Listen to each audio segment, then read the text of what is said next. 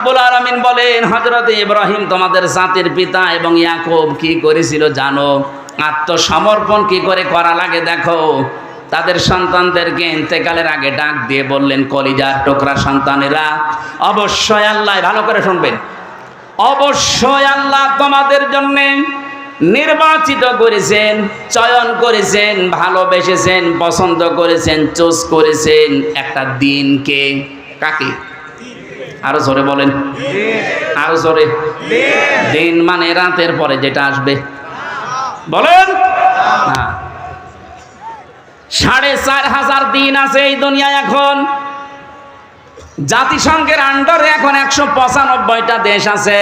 বাকি দেশগুলো স্বাধীন পরাধীন মিলে এই জন্য জাতিসংঘের আন্ডারে আসে নাই। কিন্তু পৃথিবীর মানচিত্রে রাষ্ট্রের সংখ্যা ২৫৭টা। ৪৫০০ দিন ধর্ম চলছে তামাম দুনিয়ায়। আল্লাহ পাক বলেন, দিন কি জানো? ইন্নাদ-দীনা ইনদাল্লাহিল ইসলাম। বলেন আল্লাহু আকবার।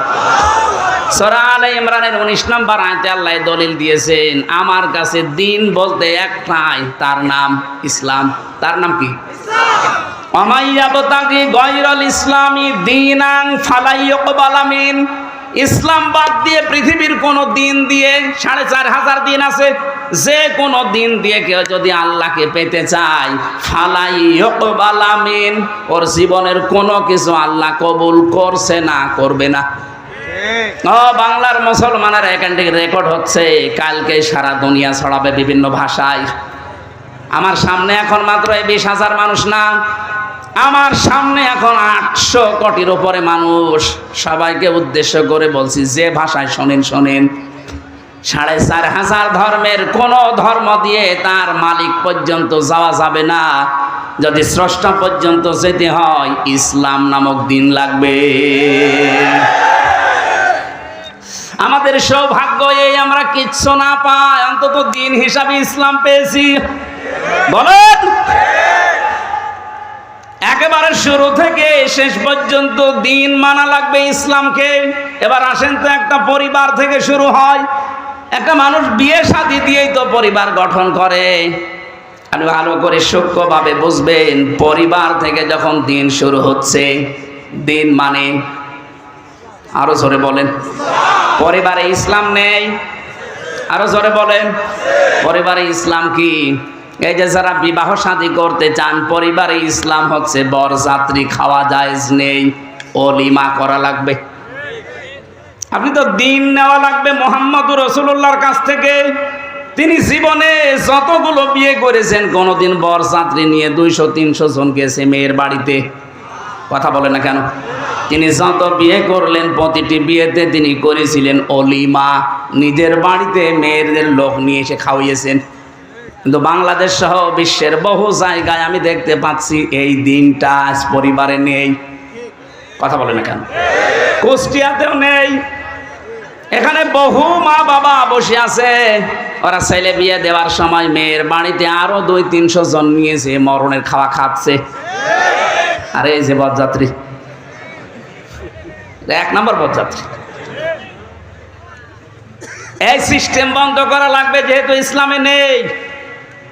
আপনি ওলিমা করবেন, যতটুকু সামর্থ্য আছে বাপ দাদা, আর আপনার নিজের মেয়ের বাড়িতে থেকে আরো দরকার হয় ১-১৫০ মানুষ নিয়ে আনবেন।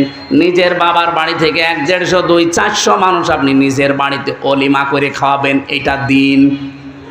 এই দিন এখন থেকে চালু করা যায় না। আজকে থেকে সিদ্ধান্ত নেওয়া লাগবে, জীবনে আর বরযাত্রী যাব না, ওলিমায় যাব না। আপনারা রাজি হচ্ছেন আমি জানি, অনেকের লস হয়ে যাবে। আমি বারবার বলছি, কারণ আমার ৩টা মেয়ে, আমার তো ঝামেলায় পড়া লাগবে। আরে ভাই, ইসলাম তো বলা যাবে নাকি? আমারটাও একটু সমস্যা হয়েছিল বিয়ের সময়। আসলে আমরা তো গ্রাম্য মানুষ, ওই সময় তো বুঝতাম না। আমি তাও ৭-৮ জন নিয়ে গেছি মাত্র, খুব বেশি কষ্ট আমার শ্বশুরের হয়নি। কিন্তু আমার 3টা মেয়ে, এখন যদি ওলিমার এই ফতোয়া না দিয়ে আবার এই বরযাত্রী চালায়, আমার কত ক্ষতি হয়ে যাবে না? আমার বাঁচার জন্য হলো না, এই মাসলাটা বললাম। যাদের দিন মানার ইচ্ছা আছে, ইসলাম হিসাবে পারিবারিক জীবন থেকে মানা লাগবে। কথা বলেন না কেন? আজকে থেকে যারা বললেন যে না আর বরযাত্রী যাব না, সত্যিই মানতে পারবেন তো?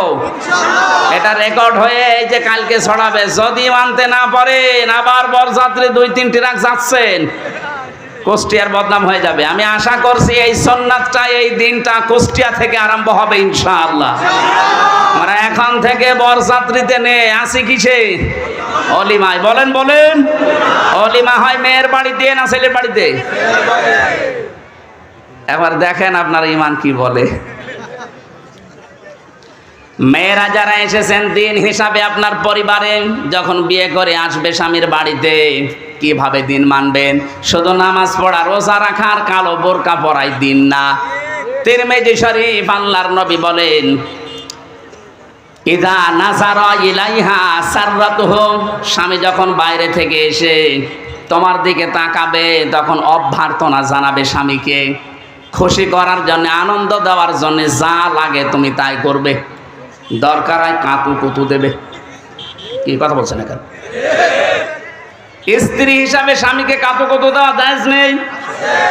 আজ পারিবারিক জীবনে এই খুনসুটিটা নেই, এই জন্য হাজারো পরিবারে পুরুষ মানুষ বাইরে লাইন করে।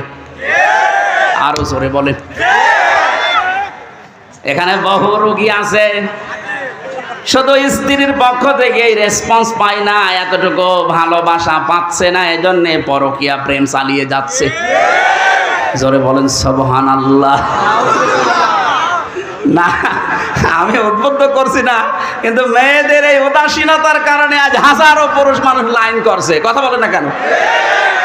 কারা কারা করছেন একটু হাত তোলেন তো। এই একজন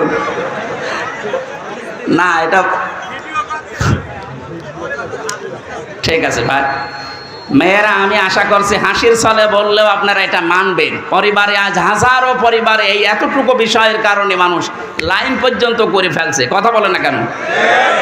2 নম্বরে ওয়াইদা গাবা আনহা হাফিজাতুহু, স্বামী যখন বাইরে যাবে মাস্ট বি আপনার শরীরকে, ইজ্জতকে, সম্ভ্রমকে, স্বামীর সন্তান আর স্বামীর সম্পদ হেফাজত করে রাখবেন। কিন্তু 100 জনের 80টা মহিলা যেটা পারছে না, ফেল হয়ে যাচ্ছে। স্বামী শুধু বাইরে যেতে দেরি, উনি মনে হচ্ছে দিন পেয়েছে। কথা বলে না কেন? কত জায়গায় লাইন করছে, কত জায়গায় কথা বলছে। আরে মেয়েরা মোবাইলে কথা বলবে কোন আওয়াজে, সে আওয়াজ পর্যন্ত আল্লাহ দিয়েছে কোরআনে। সূরা আহজাব 32 নম্বর আয়াত, 22 নম্বর পারা 1 নম্বর পৃষ্ঠা 3 নম্বর লাইনে আছে। এটা তাফসীরে খাজিনে পাবেন। আল্লাহ পাক বলেন ইয়া নিসান নাবিয়্যি লাস্তুন্না কাহাদিম মিনান নিসা ইনিত্তাকাইতুন্না ফালা তাখদা'না বিল কওলি ফায়াতমা'আল্লাযী ফী কলবিহি মারাদু ওয়া কুলনা কাওলাম মা'রুফা। বলেন আল্লাহু আকবার। আল্লাহ পাক বলেন হে নবীর স্ত্রীরা, যদি বাইরে কারো সাথে কথা বলো হিজাবের বাইরে থেকে, পর্দার আড়াল থেকে, এখন আর হিজাব পর্দা না, এখন হবে মোবাইল, ফোন, ফ্যাক্স। কথা বুঝতেছেন? যদি কেউ মোবাইলেও কথা বলো, যদি দেখো যে ওই 14 জন পুরুষ মানুষ বাদ দিয়ে অন্য কেউ, 14 জন পুরুষের ভেতরে তোমার বাবা, তোমার ভাই, তোমার বোনের ছেলে, ভাইয়ের ছেলে, এরকম 14 জন পুরুষ মানুষ বাদ দিয়ে যদি কেউ কল দেয়, কথা বলবা সঠিক কথা, মিথ্যা কথা বলা যাবে না। কিন্তু মোবাইল টাচ হয়ে গেছে মিথ্যা বলার জোম। থাকে কুষ্টিয়ার মজমপুরে বলছে আমি ঢাকায় আছি। কথা বলে না কেন? এটা মোবাইলেও যদি কথা বলে কেউ, কথা বলবা সঠিক, মিথ্যা বলবা না। কিন্তু ভাষা হবে রুক্ষ সূক্ষ্ম, রাগের আগে। যে কল দিয়েছে ওর মনের ভেতরে যদি দুর্বিসন্ধি থাকে, কোনো রোগ থাকে, ও রোগ ভালো হয়ে যাবে। কি সূক্ষ্ম বিষয় দিয়েছেন আল্লাহ। মোবাইলে কথা বললেও কথা কোন আওয়াজে হবে। এটা যদি কাবা শরীফের ইমামও কল দেয়, তাও আপনার ভাষা রুক্ষ সূক্ষ্ম হবে। কথা বলেন না কেন? আর আপনাকে আপনার দেবরে কল দিয়েছে, মনে হচ্ছে কি পেয়েছেন আপনি। জাহান্নামে বেশি মানুষ যাবে 2টা কারণে। 1 নম্বরে যে মানুষগুলো নিজের আশপাশের যারা ভাবি আছে, ভাবি এদের সাথে যারা উল্টাপাল্টা লাইন করে চরিত্র ধ্বংস করে এরা বিনা হিসাবে জাহান্নামে যাবে। আর বাংলাদেশে এখন এই রোগ দিন দিন বাড়তেছে। হরিপুরে নেই, আছে মানে আপনি এখনো খোঁজ খবর নেন, চলছে কাজ। আশা করছি আপনি আওয়াজ কানে গেলে এখনই ফিরে আসেন। ভাই বাড়িতে নেই, উনি বিদেশে আছে আর আল্লাহর রাস্তা লাইন চালাচ্ছে।